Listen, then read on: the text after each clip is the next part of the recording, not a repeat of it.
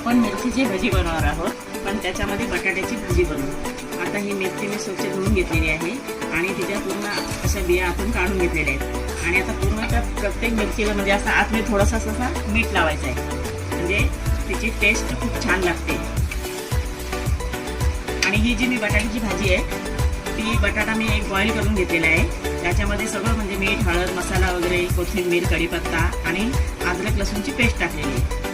आणि आता ही बघा अशी आता भरायची आपल्याला मिरचीमध्ये आणि बेसनच्या पिठामध्ये ही डीप फ्राय करून घ्यायची, म्हणजे भजी बनवायची ना, डीप फ्रायच बघा।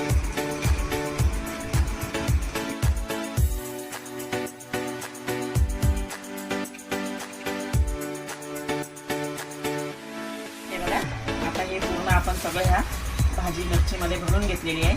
आता आपल्याला बेसनमध्ये याला मस्तपैकी डीप फ्राय करून घ्यायचं आहे। चला किचनमध्ये। हे बघा आता तेल आपलं छान गरम झालेलं आहे।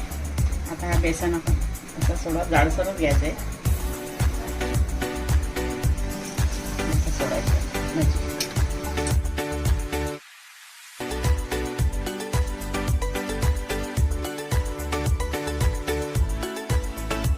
आधी थोडा मोठा ठेवायचा आणि मग हे बंद झाले ना, असे हे फेस येणार बंद झाले ना, कमी करायचं थोडं आता कमी करायचं गॅस।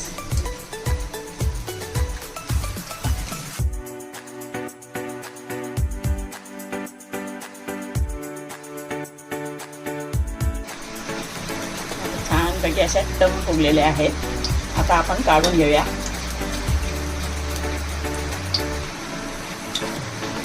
हे बघा मस्तपैकी झालेले आहेत। आता अशाच प्रकारे सगळ्या ह्या आयत्या मिरच्या करून घ्यायच्या।